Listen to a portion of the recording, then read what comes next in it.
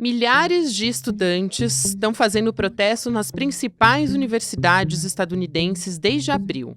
Contra a ação israelense na faixa de Gaza, os manifestantes estão pedindo por cessar fogo e liberdade para o povo palestino. Estão exigindo também que as universidades, que dependem de doação para funcionar, desfaçam os laços financeiros com Israel. Esse movimento está refletindo a divisão no país sobre o apoio do governo Joe Biden a esse aliado, que é histórico. Como resposta, o presidente rejeitou esses apelos à intervenção da Guarda Nacional e reiterou, mais uma vez, o apoio a Israel. Desde o início dos protestos, mais de 2.000 estudantes foram presos em diversas universidades.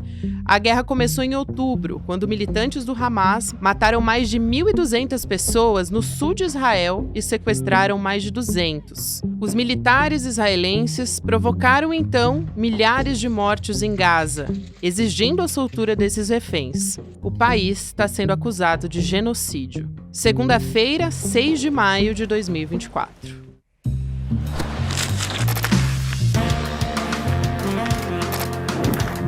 Olá, seja muito bem-vindo, seja muito bem-vinda. Eu sou a Gabriela Varela, essa é a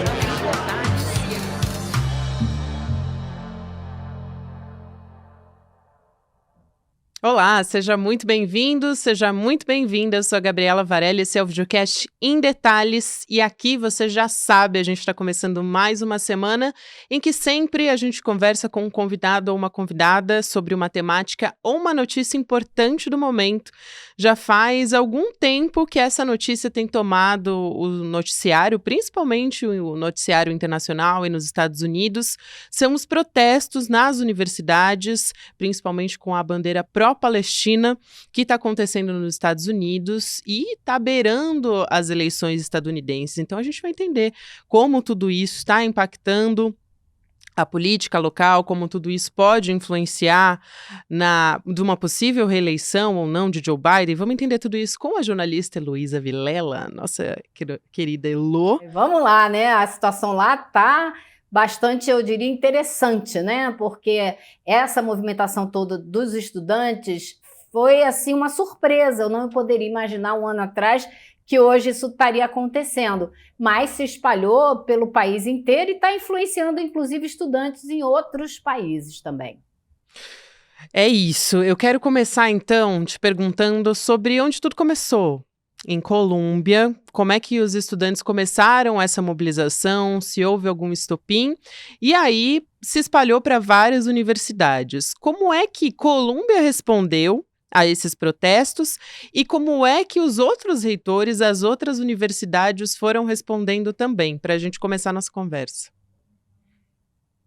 Olha, Colômbia, a gente tem que lembrar que, historicamente, é uma universidade que participou muito ativamente de protestos, primeiro, contra a Guerra do Vietnã. Em 1968, foram mais de 700 alunos detidos lá, depois mais em 72, também participaram intensamente de protestos contra o apartheid na África do Sul. Então, esse hall, Hamilton Hall, o prédio que eles invadiram agora, essa semana, naquela época eles invadiram também e até rebatizaram de Hall do Mandela.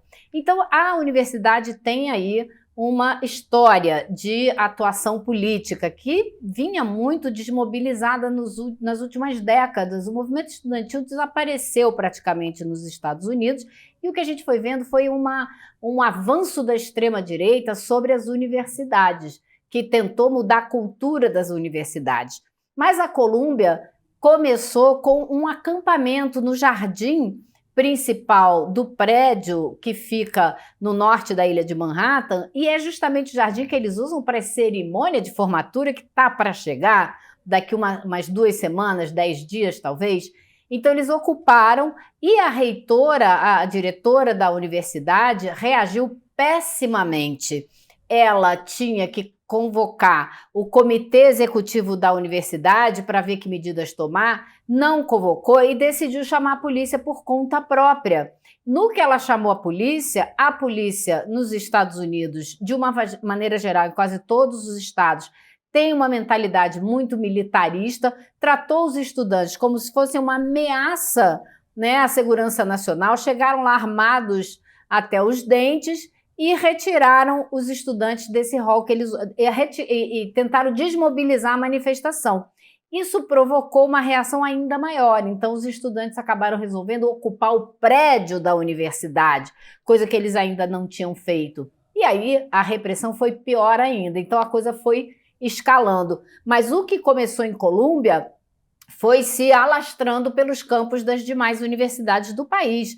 Então, se você olha o mapa dos Estados Unidos, você tem manifestações hoje em vários estados, muita concentração nas costas, mas também tem no Texas, também tem em outros estados, em Ohio, tem estados no centro do país também. Então, a coisa tomou um vulto que talvez essas universidades não esperassem, né? Pois é, e eu quero te perguntar um pouco sobre o perfil da reitora dessa universidade, né, que é a Minouche Shefik. Como é que ela reagiu a isso? E é um posicionamento das universidades, né, que estão mais ou menos alinhadas com essa primeira reitora, né, que deu essa primeira resposta, que é muito interessante, né, em relação a como a extrema-direita tem tratado as universidades e a educação no país, a academia. Eu quero te ouvir um pouco sobre o perfil dela e sobre esse movimento, que é bastante curioso, né, de resposta das universidades.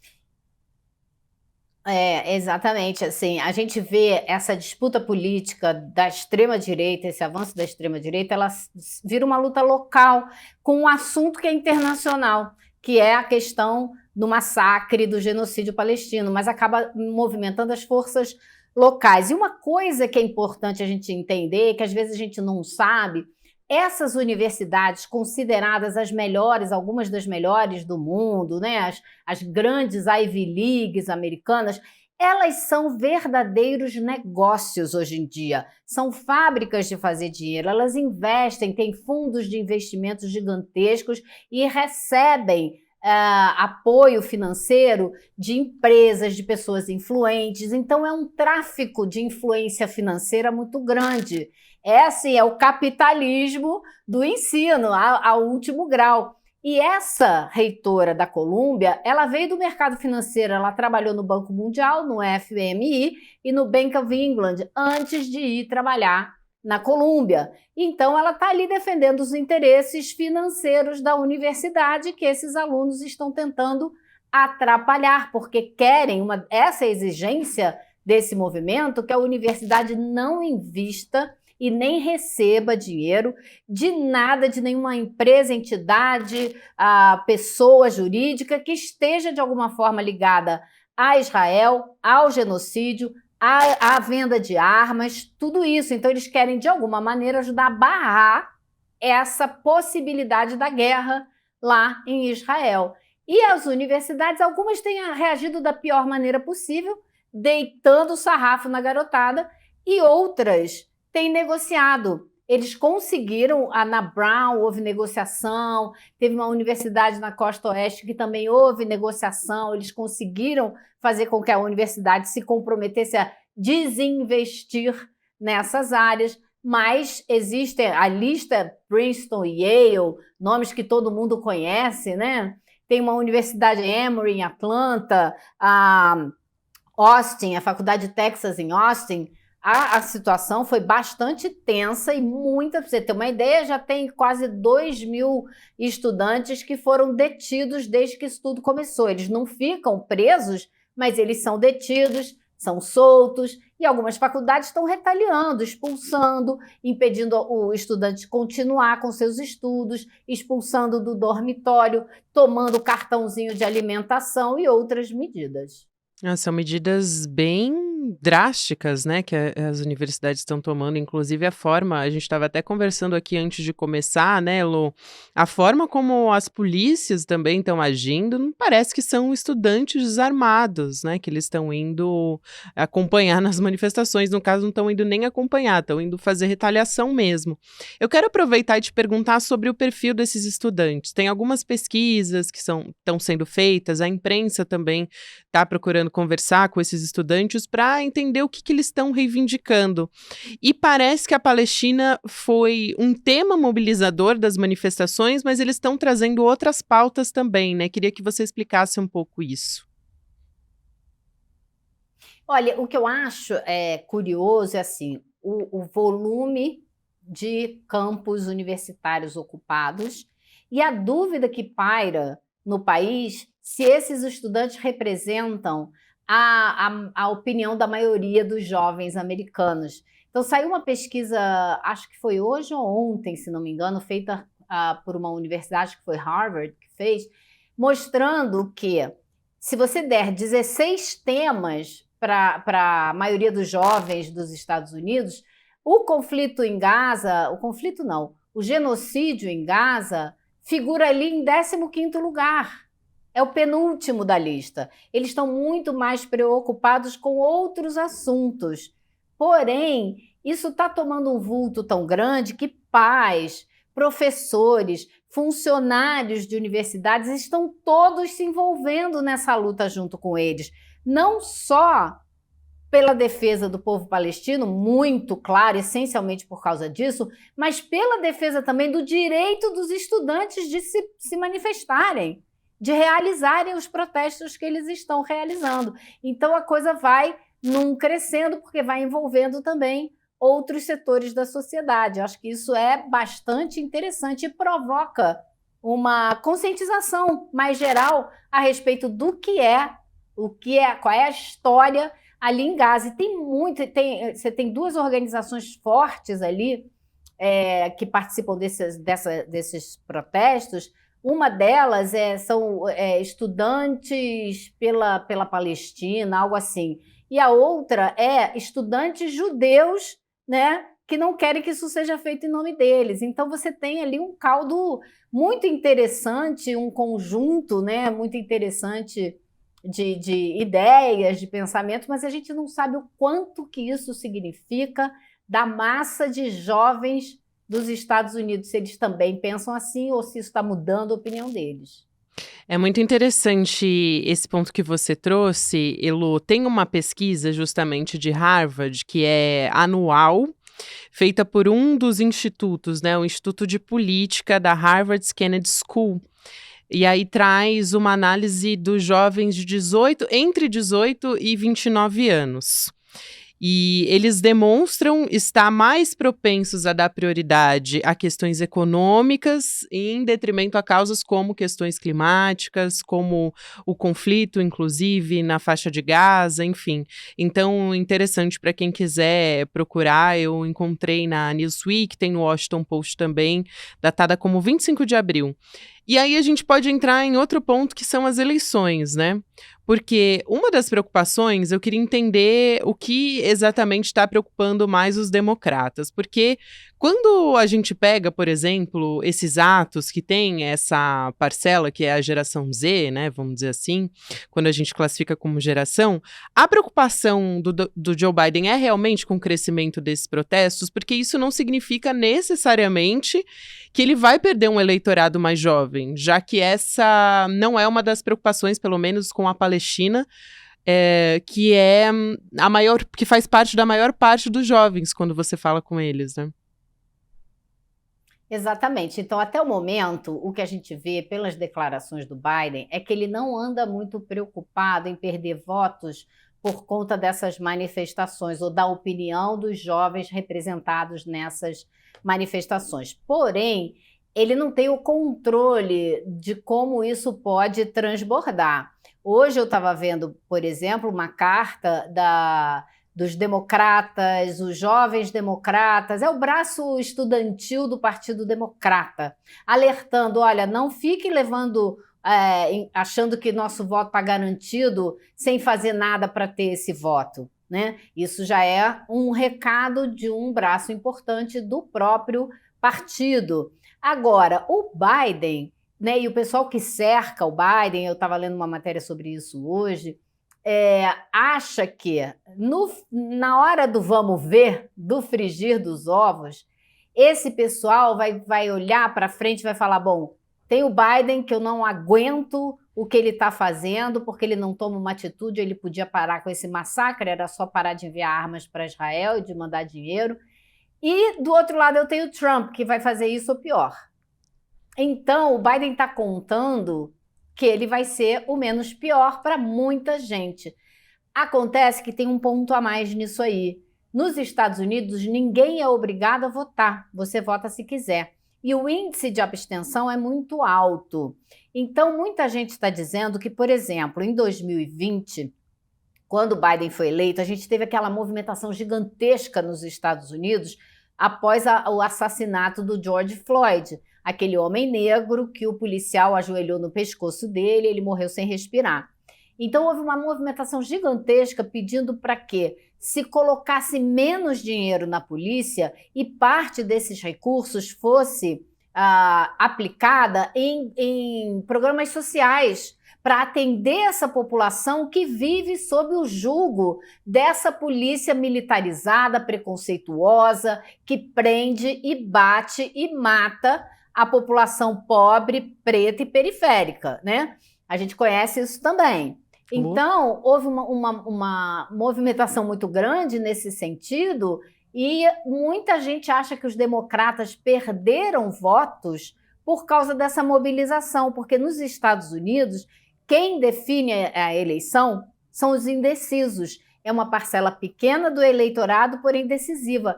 E ela não é nem muito progressista, nem extremamente conservadora. Então, se ela acha que o Biden vai começar a tirar dinheiro da polícia, isso pode ser perigoso, ela vai e vota no Trump. E agora, com as manifestações e essa repressão horrorosa que a gente viu, né, as imagens, que se fosse num país considerado muito de esquerda, você já imagina o que ia ser falado pelo mundo afora, né? Quando a gente viu isso, o Trump, na mesma hora, aproveitou e foi para a internet dizer: esse aí é o caos que o Biden cria nos campos universitários, os nossos policiais são os melhores, e aí tecendo milhões de elogios aos policiais. Aí o Biden, o que fez? Foi para a televisão, deu uma declaração onde ele tenta colocar um pezinho em cada canoa. Ele diz: os estudantes têm que ter o direito sagrado de se manifestar. Porém, vandalismo não, quebrar janela não. Então ele defendeu a atuação da polícia, mas também deu ali, os estudantes podem se manifestar. Ou seja, eu acho que ele está mais preocupado com o voto dos policiais e do pessoal que é mais conservador do que de perder o voto dos progressistas. Que loucura, né, Lô? Porque o Biden se elegeu lutando contra o discurso da extrema-direita. Tem um outro ponto aqui, eu acho que da mobilização dos estudantes que eu queria te ouvir. Você trouxe uma análise muito interessante aqui, a cabeça fica a mil, né? Eu tava pensando no quanto existe muita contradição. Os Estados Unidos é um novelo de contradição, né? Exatamente. Mas o quanto o movimento estudantil, historicamente, nos Estados Unidos é relevante para extrapolar essa pauta para fora dos campi, né, para a sociedade. E, por outro lado, o Biden pode não estar muito preocupado, justamente porque os jovens, pela pesquisa, não têm como prioridade a pauta da Palestina, tirando esses estudantes que estão se mobilizando, mas o quanto isso pode ser abraçado pela imprensa, e aí isso se torna poderoso, né? Porque a partir do momento que toma um noticiário, daí o comportamento pode ser diferente. O quanto isso poderia ofuscar outras pautas que ele quer discutir nas eleições, por exemplo, inflação. Então, esse é um aspecto que seria importante, daí se tornaria importante para a campanha dele ficar preocupada, né? Exatamente, são duas coisas que agora você fazendo essa pergunta eu comecei a pensar. Uma delas é o impacto no mundo, né? Como isso se replica e tem se replicado na Austrália, na Grã-Bretanha, na França, na Irlanda e outros países. E aí eu me lembrei, no final dos anos 90, daquele movimento Occupy Wall Street, que eles foram para Wall Street, ocupar. Aquilo pegou fogo no mundo inteiro. Por quê? O recado era muito simples e o Barack Obama, que não é bobo nem nada, foi lá e capturou, né, o slogan principal, que era o quê? Era 1% contra 99%. Ou seja, era uma briga por distribuição de renda, justiça social, para acabar com a acumulação só naquele 0,01% da humanidade e o resto passa penúria. Então, esse era o movimento. Isso pegou fogo no mundo inteiro. Agora a gente está vendo também haver essa replicação, né? Isso está se replicando em alguns outros países. Então, isso é uma coisa. Acho que tem um impacto, isso pode aumentar. Agora, se a gente reparar na imprensa, por exemplo, né? Nas primeiras 2 semanas de movimentação nas universidades, eu procurava no Washington Post e não via matéria. Eu procurava no New York Times, não via matéria, ninguém estava dando bola.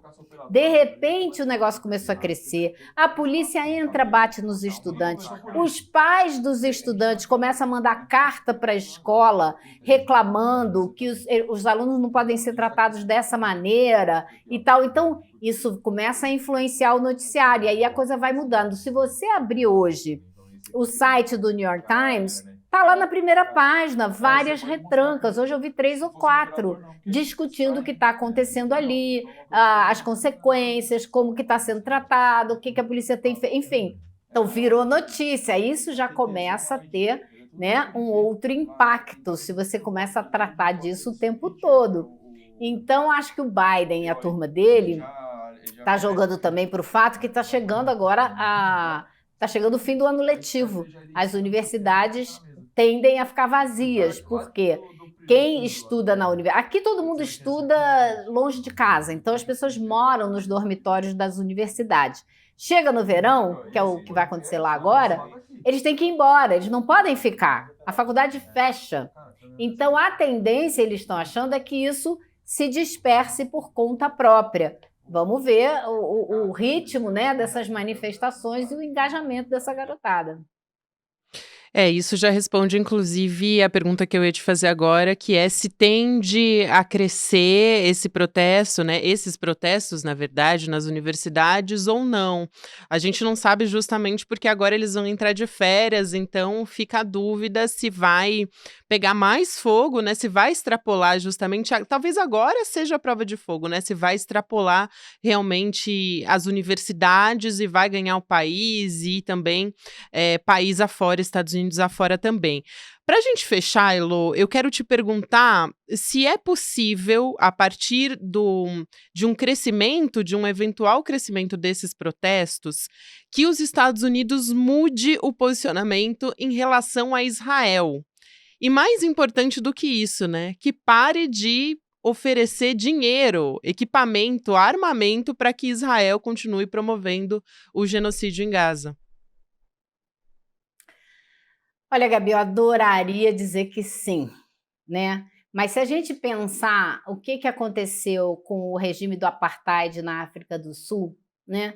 Os 2 últimos países do planeta que se posicionaram contra o apartheid foram os Estados Unidos e a Grã-Bretanha.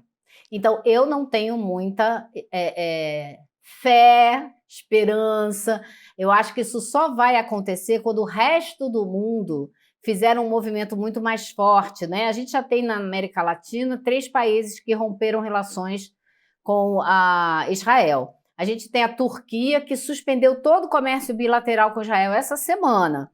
É um dos grandes parceiros comerciais de Israel. Se isso se multiplica, aí sim. Mas eu queria ler para você um trechinho de uma carta, porque acho que ela se encaixa muito bem na figura do Joe Biden, né? O Martin Luther King, quando estava preso numa cadeia de Birmingham, no Alabama, ele escreveu uma carta onde ele diz o seguinte: o branco moderado, que o Joe Biden é um branco moderado, é mais devoto da ordem do que da justiça. Ele prefere uma paz negativa, que é a ausência de tensão, do que uma paz positiva, que é a presença da justiça. Ou seja, em nome de manter o status quo, tudo bem não ter justiça. É mais ou menos isso que ele está dizendo. E eu acho que é mais ou menos por aí que a gente tem que olhar a política dos Estados Unidos, tanto do Partido Democrata quanto do Partido Republicano, que tem entre si poucas diferenças. Hoje em dia, com o Trump capitaneando a extrema-direita, tem um pouco mais. Mas se você espremer, acho que fica mais ou menos ali parecido. Paz negativa é muito bom, né? E é impressionante, a gente estava falando aqui também nos bastidores, antes de começar a entrevista, como a gente consegue encontrar um monte de semelhanças com o momento que o Brasil está vivendo, né? A gente estava falando essa semana de bolsonarismo moderado, de fascismo moderado, né? Assim, até um pouco numa ironia, óbvio, né? Porque não existe fascismo moderado. Mas é um pouco. Você trouxe essa descrição do Biden e eu fiquei pensando, nossa, olha aí, mais uma semelhança que dá pra gente transpor aqui para alguns perfis aqui no Brasil, né, de políticos. Elô, é impressionante, né? Como a gente acaba seguindo os maus exemplos, né, dos Estados Unidos. É impressionante. Exato. Infelizmente, né, Gabi? Infelizmente. Elô, quero te agradecer muito, é sempre um prazer te receber aqui, trazer essa aula com a tua experiência de 35 anos de correspondente nos Estados Unidos, em Nova York, querido, um Fala beijo pra baixo você. porque entrega a minha idade, né, Gabi? Imagina, entrega a sua experiência, Elô Vilela, você é uma inspiração para todos nós, um beijo, até mais. Tchau, querida. Videocast em detalhes vai chegando aqui ao final, mas eu tenho um recado aqui, né? A gente vai falar do ICL Tank negociando com a gente. Mais de 1.200 projetos, gente, e empresas se inscreveram para participar com a gente do nosso primeiro reality show aqui no ICL, que vai distribuir R$1,5 milhão em investimentos em negócios. Então agora a gente está convocando a nossa comunidade ICL, portanto você, para a nossa próxima etapa. A gente vai votar para escolher esses participantes do programa. Gente, eu particularmente acho essa etapa a mais divertida. Vão ser 10 projetos escolhidos por um júri técnico e outros 10 vão ser escolhidos por voto popular. Então, aí que você entra. Você pode acessar icltank.com.br e votar no seu projeto favorito. Vai lá conhecer, então. Fique esperando o seu voto. Tem muito projeto bacana, muita coisa interessante, projeto social, enfim, para trazer melhorias para todo mundo. Obrigada a você que me acompanhou até aqui, semana só começando, então o próximo episódio vai ao ar às 10h30 da manhã, ao vivo no YouTube, por onde você acompanha também toda a nossa programação. Lembrando, a gente está também nas plataformas de áudio. Para você que está me acompanhando no YouTube, você fica agora com Mercado Investimentos, na sequência tem Rolê CL, 6 horas da noite, CL Notícias, segunda edição. Eu volto amanhã, então te espero aqui. Tchau, tchau. Dia 9 de maio eu vou dar uma aula muito especial e eu queria que você anotasse na agenda, porque é uma aula gratuita e aberta para todo mundo. Tudo o que você precisa saber para investir com segurança e rentabilidade. Uma aula onde eu vou ensinar todos os conceitos básicos e necessários para você que não entende nada desse mundo, poder começar essa sua caminhada investindo, guardando algum dinheiro e poder construir patrimônio ao longo do tempo. Repito, com segurança e rentabilidade. Para você se inscrever é muito simples, é só clicar no link que vai estar aqui junto com esse vídeo e poder participar. Chame seus amigos e amigas para participar também, ninguém pode perder uma aula dessa. Eu sei que é uma preocupação de todo mundo e essa aula é a solução.